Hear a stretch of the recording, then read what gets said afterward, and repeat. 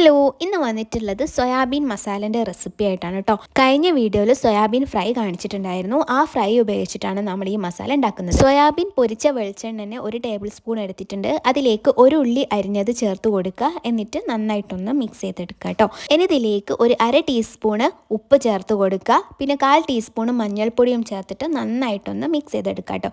ഈ ഉള്ളി നന്നായിട്ടൊന്ന് വേവുന്നത് വരെ വെയിറ്റ് ചെയ്യാം. ഇനി ഇതിലേക്ക് അര ടീസ്പൂൺ ഇഞ്ചി വെളുത്തുള്ളി പേസ്റ്റും ഒരു പച്ചമുളക് അരിഞ്ഞതും കൂടിയും ചേർത്തിട്ട് നന്നായിട്ടൊന്ന് വേവിച്ചെടുക്കാം.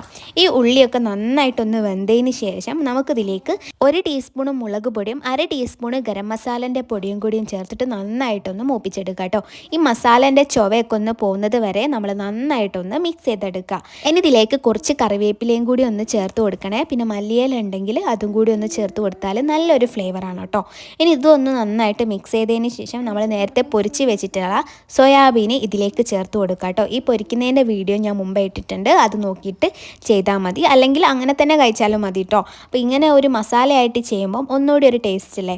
അപ്പോൾ അടിപൊളിയായിട്ടുള്ള നമ്മളെ സോയാബീൻ മസാല ഇവിടെ റെഡി ആയിട്ടുണ്ട്. എല്ലാവരും ഒന്ന് ട്രൈ ചെയ്ത് നോക്കുക. ഇഷ്ടമായിട്ടുണ്ടെങ്കിൽ ലൈക്ക് ചെയ്യുക, കമൻറ്റ് ചെയ്യുക, എൻ്റെ പ്രീവിയസ് വീഡിയോസൊക്കെ കാണുക. നിങ്ങളെ ഫ്രണ്ട്സിനും ഫാമിലിക്കൊക്കെ തീർച്ചയായും ഷെയർ ചെയ്ത് കൊടുക്കുക കേട്ടോ. അപ്പം അടിപൊളി റെസിപ്പിയാണ്, എല്ലാവരും ട്രൈ ചെയ്യുക. അപ്പോൾ ഓക്കെ, ബൈ, താങ്ക് യു.